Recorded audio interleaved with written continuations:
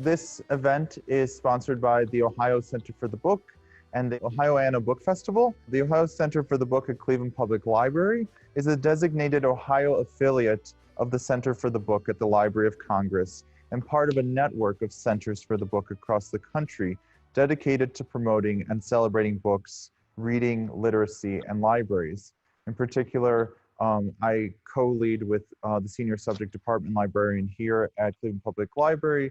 With him, I co-lead the Get Graphic program, which is for about 6 years, we've been doing programming related to comics. And so that is how we were involved in this. So our two guests today are Tom Batiuk. Tom Batiuk was born in Akron, Ohio, and attended Kent State University, which is also where I went, and is best known for his long-running comic strip, Funky Winkerbean. And then Jay Kalagayan is a creator, writer, and publisher of Mest Comics. He's also a founder of No Theater of Cincinnati and one of the founders of the Cincinnati Fringe Festival. So thank you both for being here today, Jay and Tom. Absolutely. Yeah. Oh, and I'm Valentino. I should introduce myself. That's always the most difficult thing to do. Is I am the Ohio Center for the Book scholar in residence. I did my PhD studying comics. That's why they asked me to lead this discussion. All right, so we'll just go through some questions and see, and hopefully we'll have a good, fun discussion about comics today. I always like to start with the fun, what is comics question, and especially what is it to you? It's something that we come back to over the past several years that we've been doing book discussions at the library, is we always come back to this, like, the fact that the comics form really succeeds in many ways in telling stories, whether personal or fictional, in many ways that other forms can't. So I wanted to ask you two, as comics creators, what do you think makes the comics form unique? Where do you see it succeeding for you?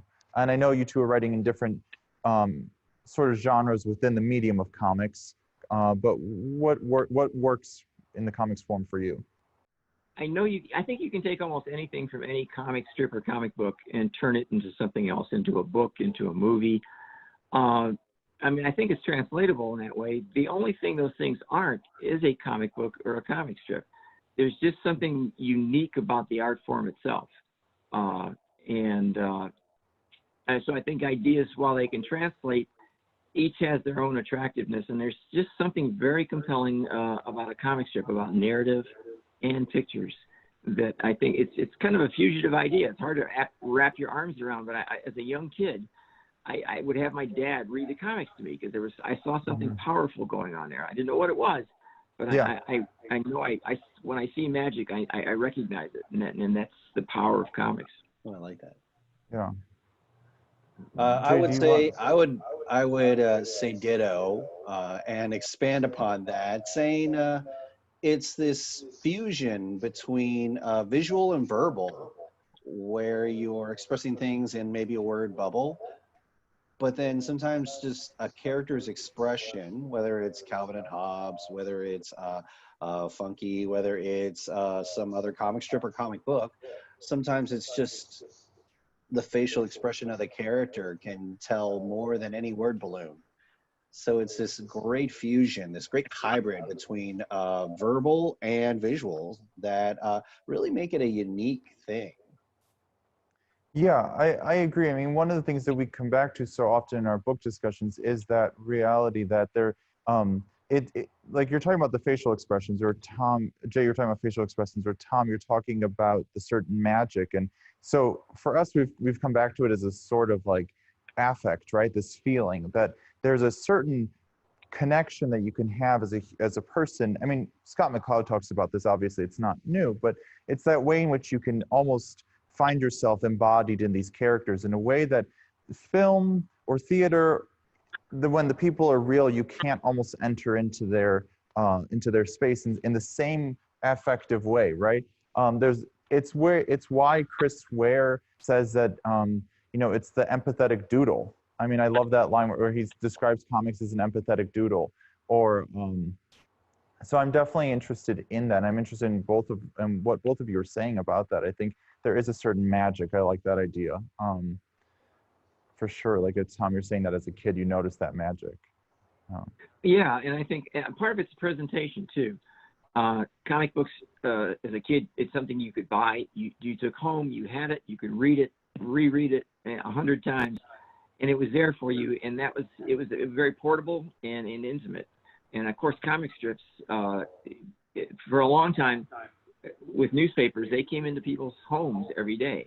No other art form did that. And when that happens, I think the bond between the reader and the characters in the work is a little bit stronger because of that. It's, again, very unique. Yeah. I also think that I would say that comic book readers and comic strip readers, especially in continuous story form like yours, Tom, I think comic book readers are the most agile, most adaptable to catch on to a story. Because I can't tell you how many comic books I collected when I was 9 where I didn't have the beginning. I just got the middle. Or if I opened a newspaper and I saw your strip, and I'd be like, I don't know what's going on, but I'm buckling in for the ride. And I really do feel like comic book readers and comic strip readers are very adaptable to just jumping in head first right into a story. I don't know, Tom, do you want to respond to that? I really like that idea that the comic book reader is agile. Yeah, I don't know if it's something that we come to from our youth, because we read books, illustrated children's books and stuff like that, and maybe that's something we feel very comfortable with. But yeah, it's easy. I think it's a very inviting form. Absolutely. Yeah, I'm really taken with that idea. I mean, I think that there is something that makes us. I mean, I consider myself a comics reader. I've read from the newspaper strips to. I remember going to Revco and buying my first comic with my mom when I was like, I think 4 or 5. I mean, there is that way in which I just jumped into a storyline. I bought a comic book at the local drugstore, and you did have to sort of just figure out where you were, and I mean that happens all the time, right? I mean, sometimes with the major publishers too, they'll just cut a storyline. I mean, there's infamous storylines where that happened, and we had to just learn to just start over again. So I'm taken with that idea. I really like that a lot.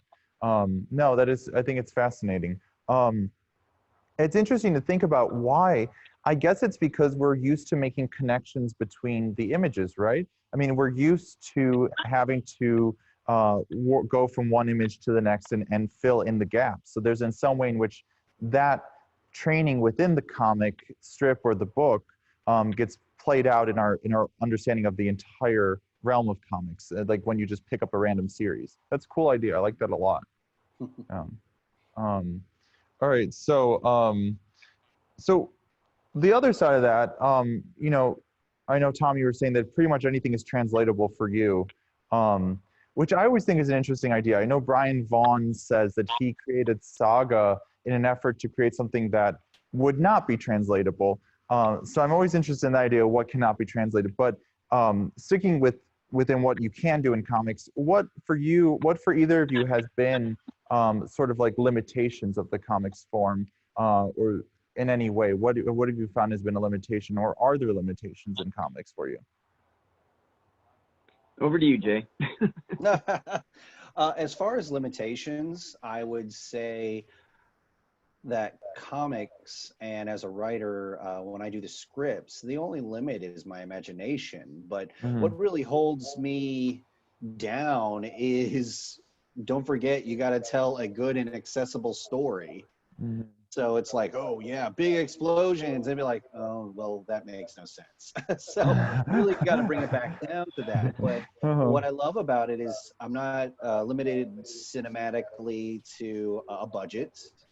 It's really just doing the best strengths of Dylan Speaks, one of my main artists that I work with, and working with his strengths, my strengths, and really just serve story. So can go off on some tangents here and there or make things more gross or disgusting, but you have to serve the reader. You have to serve the story that's in your head. Yeah, and I would say when I was, my biggest problems were when I was starting out, because you're confronting a lot of assumptions about the comics pages that people have and that they carry. I mean, the biggest one you hear a lot is, well, they're called the comics, and the assumption is they're supposed to be funny. So took me a long time to carve out a place for myself. I sort of travel a ring road around the newspaper comics, and I've been out there by myself for a while, and nobody bothers me anymore. But it took a while to establish that so I could tell the kind of stories I wanted to tell. Yeah. No, that I'm interested. So I mean, yeah, I mean, because we were thinking in terms of the limitations of the form, but it's interesting. Both of you were talking about in some ways like the presentation to like whoever the reader is, editor, reader, whomever it might be, like that is the sort of wall you hit, like telling the story for whoever is going to read it. So that, yeah, I mean that I guess that's the difference between when a story succeeds or not, is you have to keep that reader in mind. Because yeah, I mean, I think as you said, Jay, like a big explosion would be fun, but but that's not always necessary, right? For the story, you can't just have them all over the place. So, all right. Well, let's keep going then. So, both of you I think, what's fun about your stories is you both have unique journeys into comics.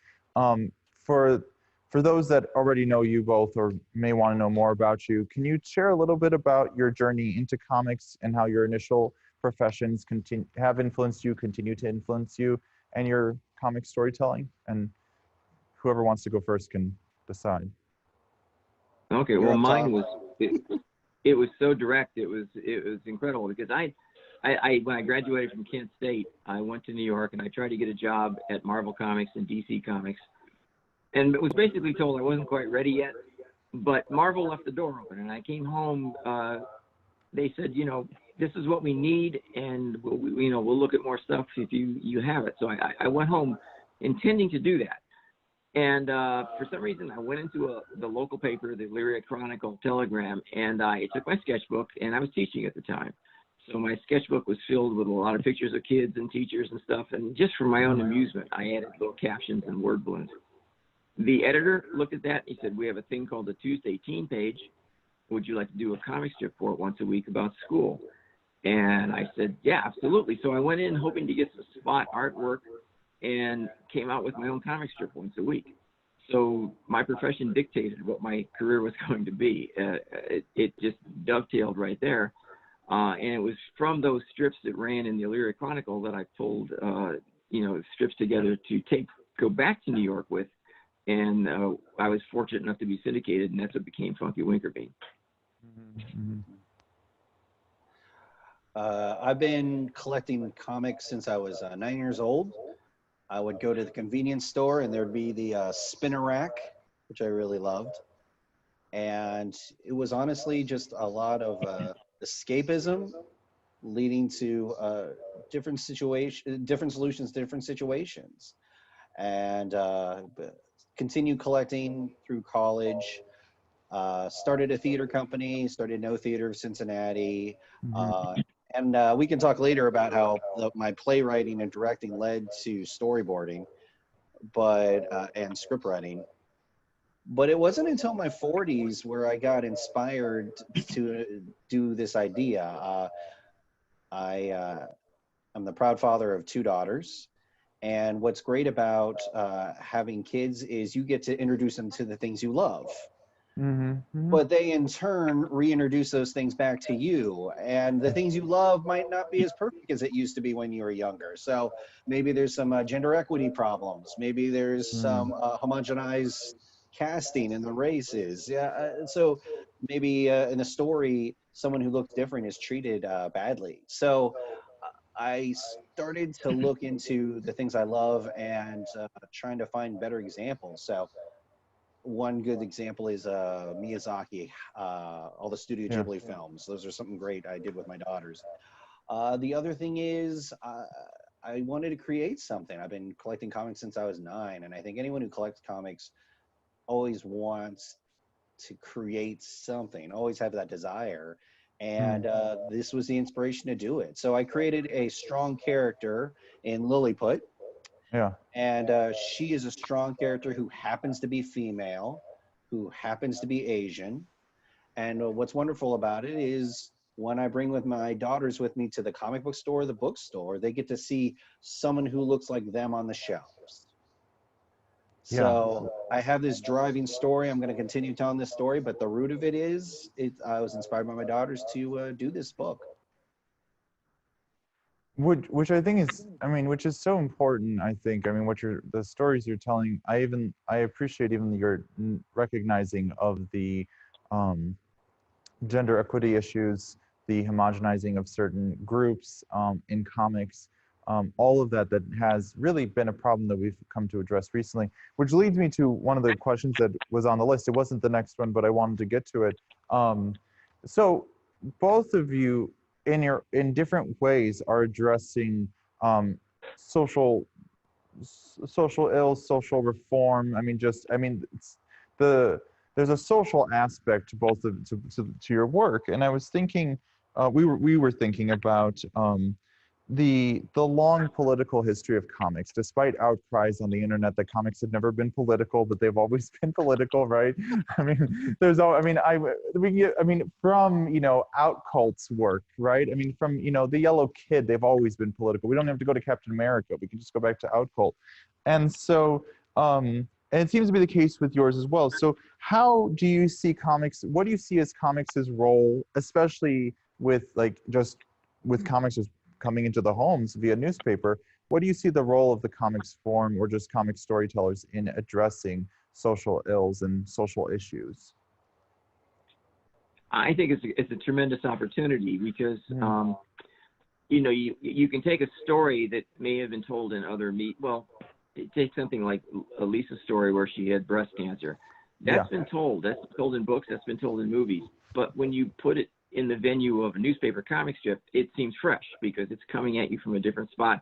And again, like I said earlier, it's coming to a more intimate situation between the reader and the work itself, and that presents opportunities to do things with the work and put it out there. So it's the kind of work I enjoy doing. It's challenging. It pushes you a little bit. And I like to do work that has some thought and some substance to it. Yeah. No, I would agree with Tom. I think that in our storytelling, it's a reflection of what's going on today, but we give it more character to it, a little bit more, especially if it's characters that people are really connected to. But I also believe in things happening organically. So I'm not shoehorning an issue just because it's an important issue. I'm trying to serve the story and keep with that if I can. If an interesting subject and the story align, love it. Yeah, Jay is absolutely right.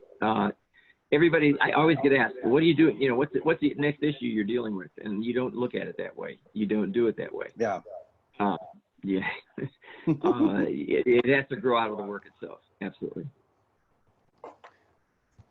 Right. So how do you, I mean, let's just, if you could give me some of your process. I mean, Lisa's story, as you were saying, Tom, I mean, that took place over 8 years, which my comparison that the story that I know that took place over 8 years was the rehabilitation of Magneto in X-Men comics, but that's when I,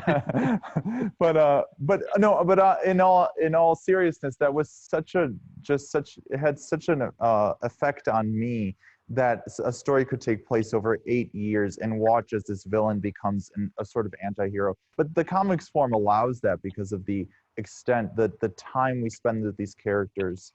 But so I was wondering, what was that process like? If you could tell us a little bit about it, from the diagnosis to the decision that it was going to be fatal. How did you it was a natural process over 8 years, but can you reflect on it a little bit?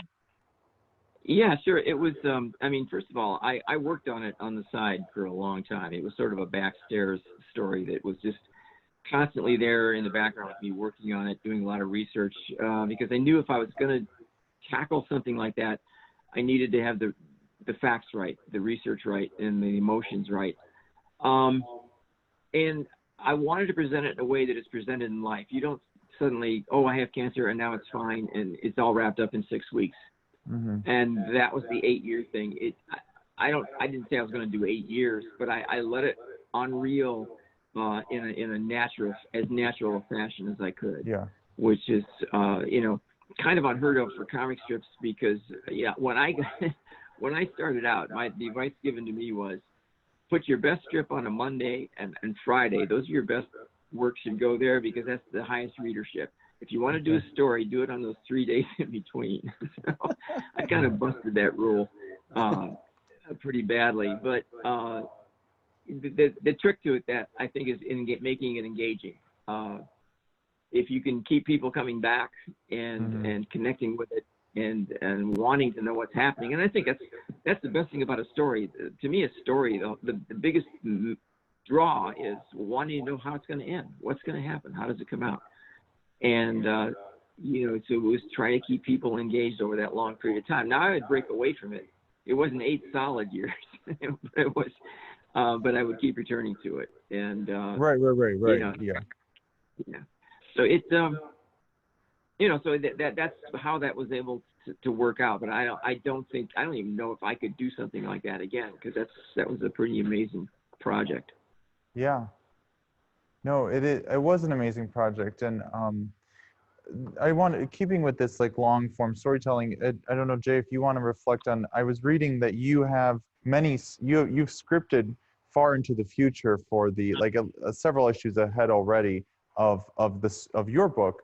Can you tell us a little bit about how do you plan or ahead in that way? How do you think about the long form storytelling? Because that's what's become so interesting about comics. Like, how do you think about that when you're starting with this first issue and planning 20 issues ahead? Can you reflect on some of that and without giving us spoilers?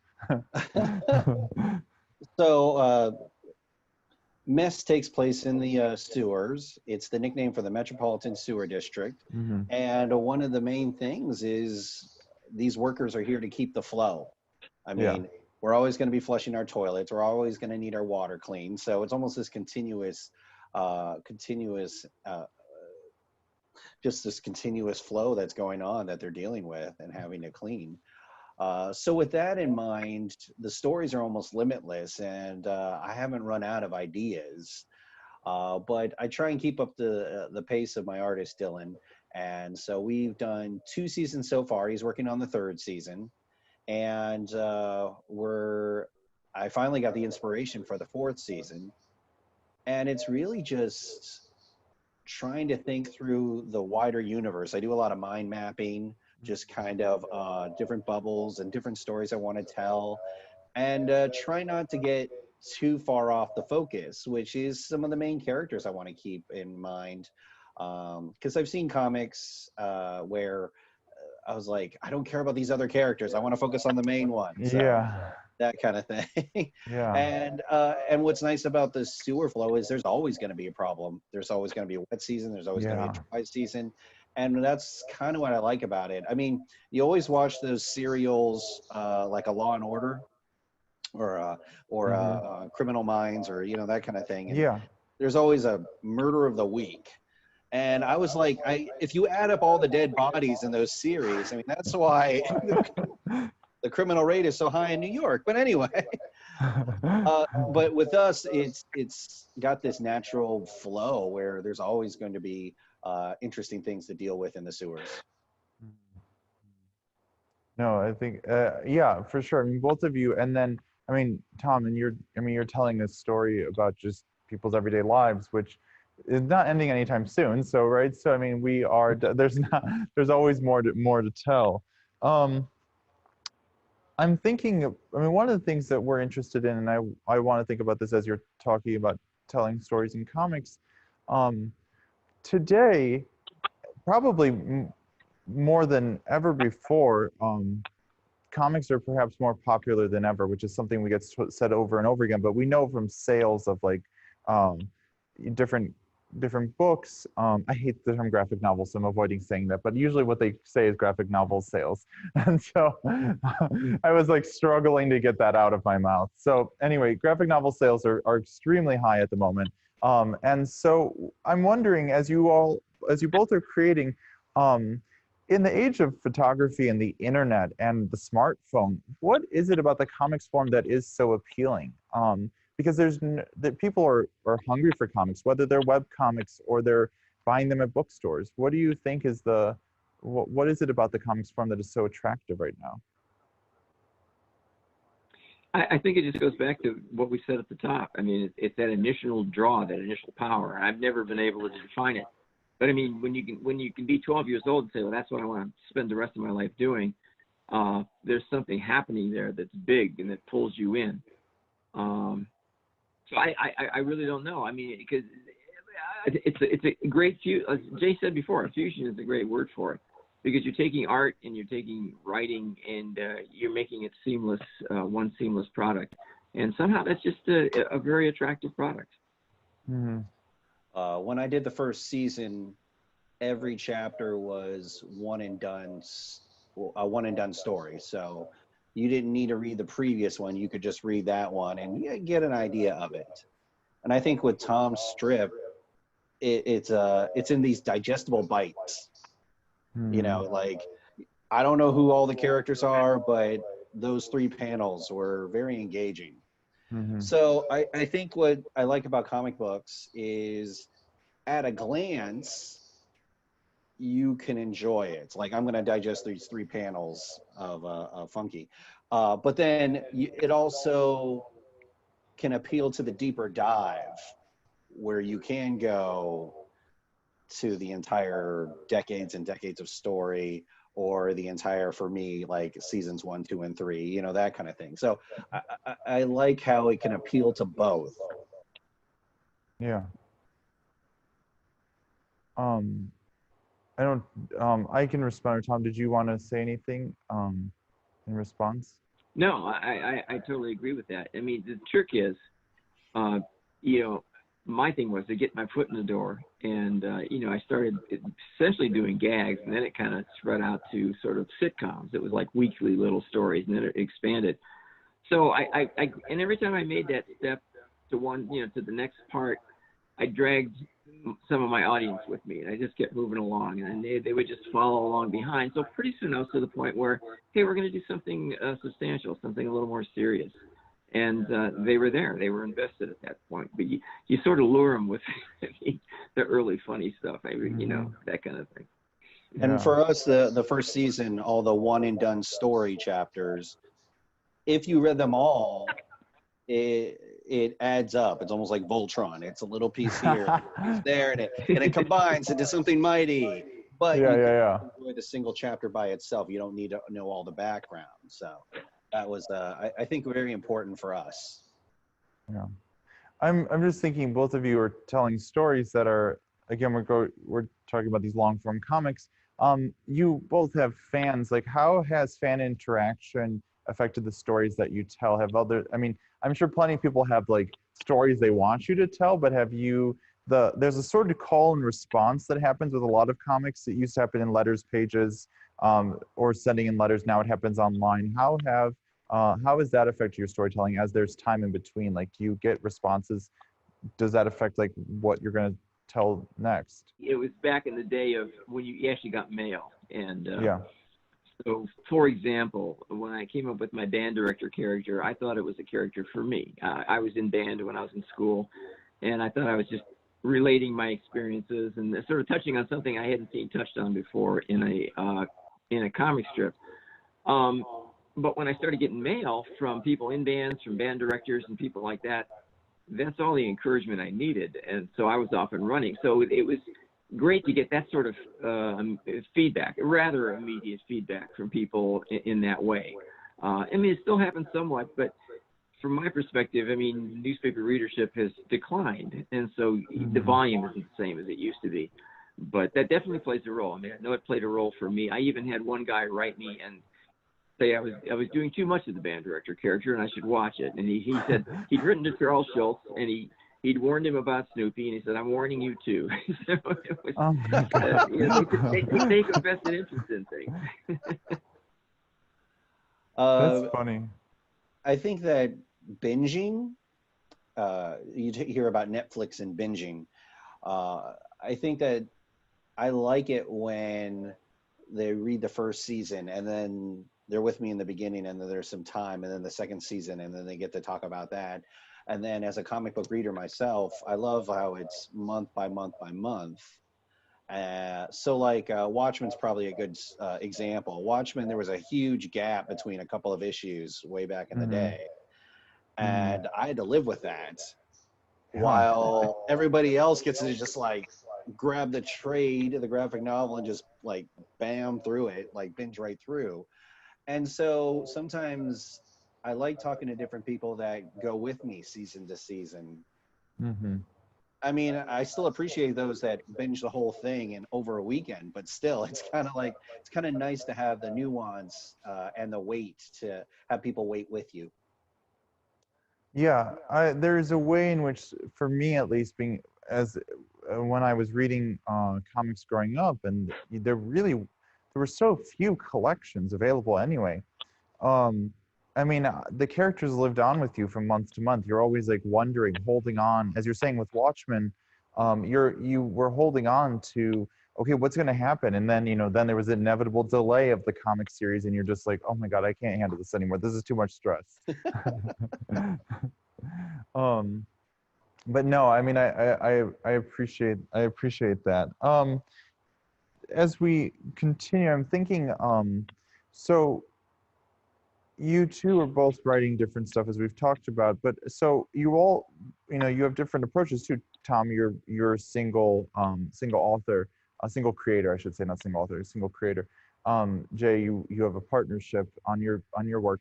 Can both of you speak to that, like what that's like what your method is, and what you think about these different methods for comics? Is what makes the form also so intriguing to me is that there are all these different, sometimes partnerships, sometimes single authors, sometimes groups of people that are working on a comic, right? So Yeah, you definitely don't yeah, go want ahead, to, Jay. sorry, Go you ahead. definitely don't want No, to no, see go ahead. my artwork because, stick You don't figures want are to see not mine that engaging. either. But I love, my background is theater, and one of the things I really enjoy is the collaborative process. So I'm writing out the script, and when I was a playwright, I'd write out the script, I'd work with a director, I'd work with actors, work with a stage manager, and just put everything together. Hmm. With the comic book, I get to work with like Dylan and other artists and try and do the same collaborative process to create something together. And it has the strengths of both my script and their artwork. Mm-hmm. And sometimes my scripts are not perfect whatsoever.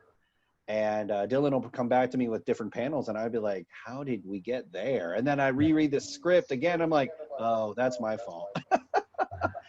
Or sometimes Dylan can fill in the gap where I'll have three actions in one panel, which is Huh. humanly impossible. And he's able to kind of sometimes create bridge images just to help us bridge that gap.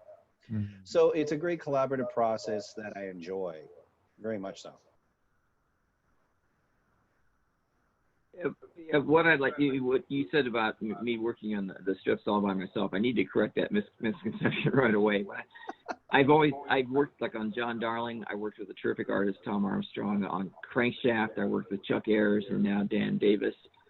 And on Funky, it was just me for a long, long time by myself. And then when I decided to get a year ahead, Chuck came on to do penciling. And so that being said, I've worked with some terrific artists, and it works because of that. But when I was a kid, I would read the Stan Lee soapbox, and or the bullpen, and he'd talk about all the artists in the bullpen and the writers in the bullpen. I thought it sounded like the greatest thing in the world.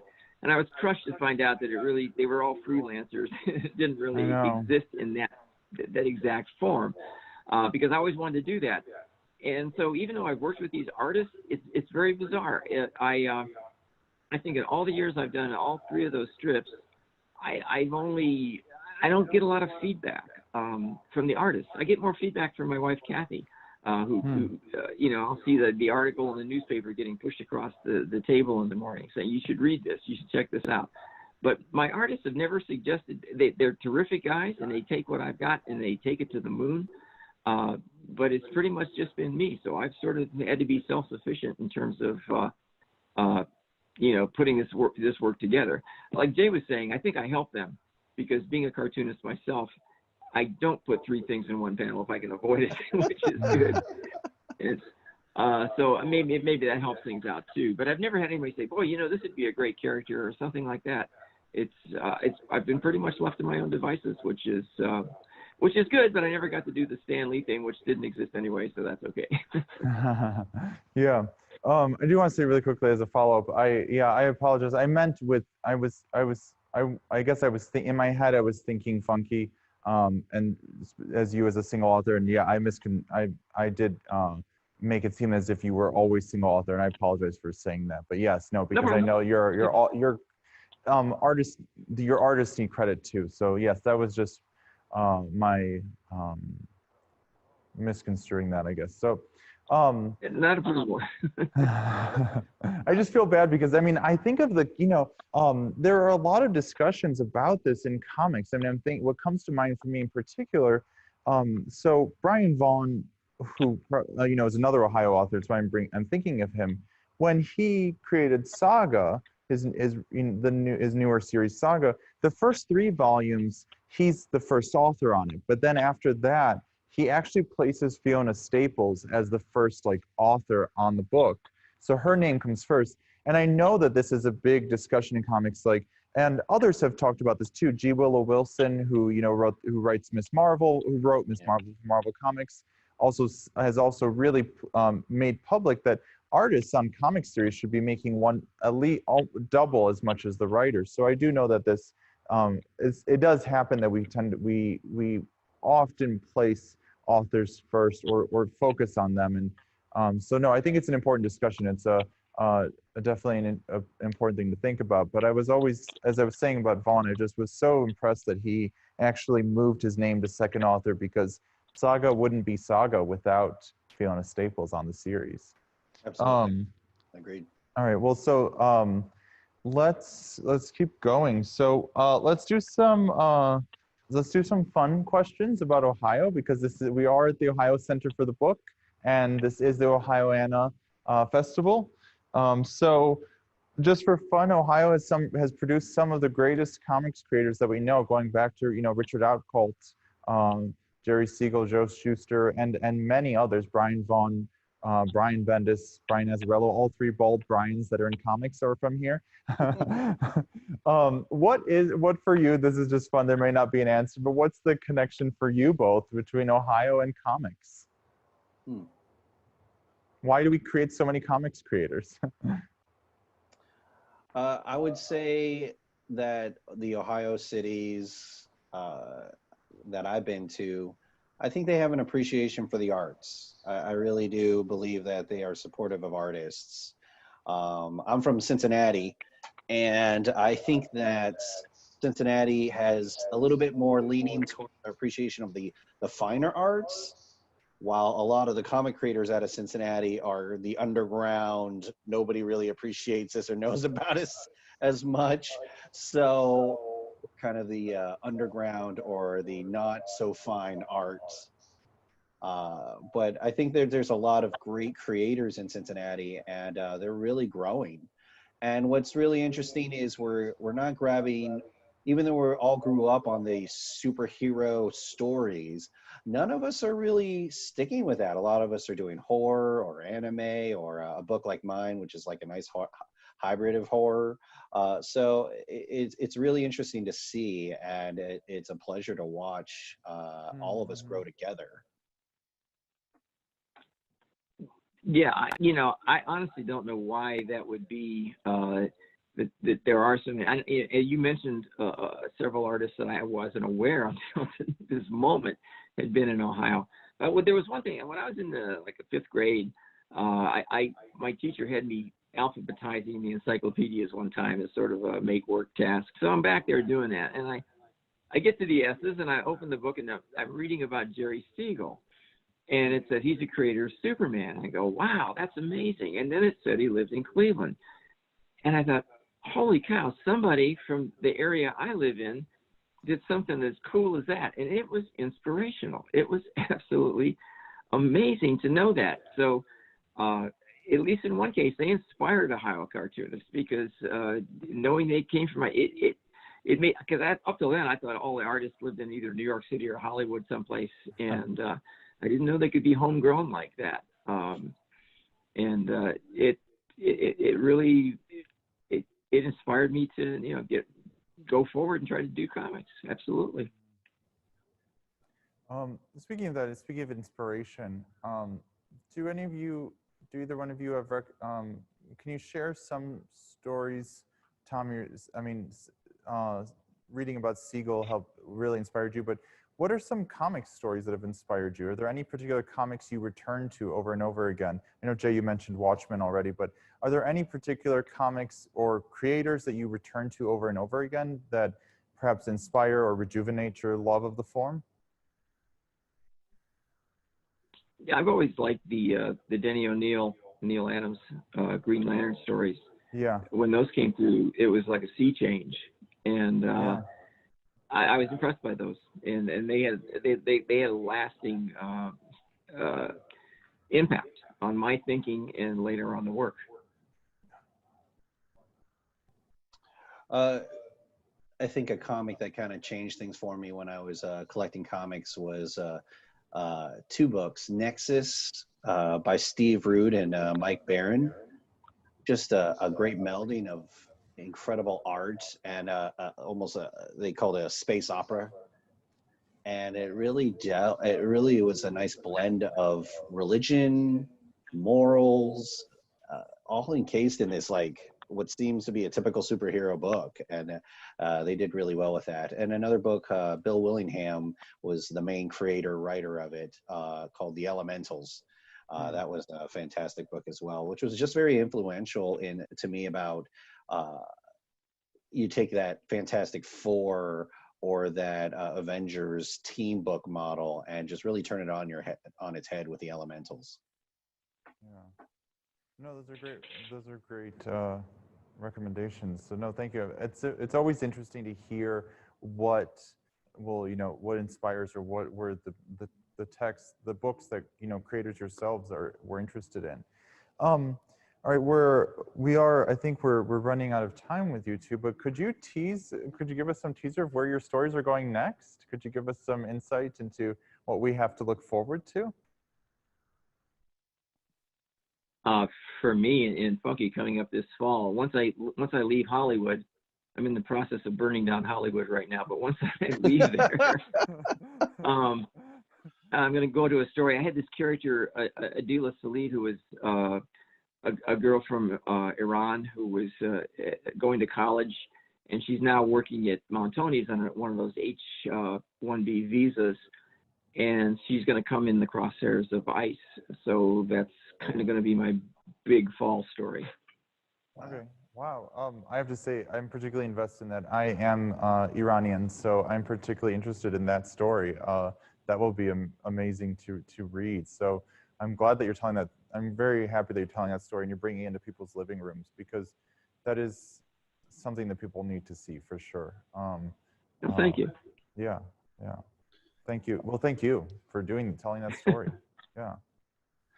Jay? One of our big venues to reach people are Comic-Cons, and with COVID-19 going on, Comic-Cons are not happening, which they shouldn't. Yeah. I worked a lot of Comic-Cons. Clarify that. Yes, should not happen. I've worked so many Comic-Cons where I have hand sanitizer under the table, and I'm between customers. I'm definitely sanitizing, and I don't think that's an insult to the person I was just talking to. I think that's trying to protect everybody. Absolutely. So they nickname it the Comic-Con crud. But anyway, we're trying to build accessibility. So we are currently on Webtoons. The first 2 seasons are free. We just released our new trade about a year ago, and it has 2 additional bonus stories. And Dylan right now is working on season 3.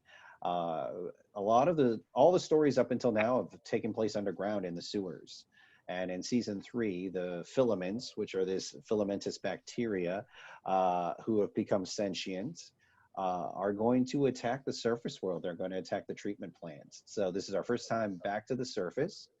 And you meet a lot of additional characters like Fat Mucket. You'll see her for the first time. That's Lilliput's manager. And you'll see the treatment plant and the invasion from the filaments. So it was a really big budget kind of Michael Bay kind of storytelling that I'm not used to, like with the explosions and like all of that to serve the story. But I think it'll be a different shift, and I think our readers will really appreciate it. Oh yeah, no, that sounds like so much fun. So yeah, no, I'm excited to read both these stories. So thank you both of you. Thank you for the stories that you tell. Thank you for taking your time to talk with us. Thank you. Thank you. Bye bye. See ya. Yeah.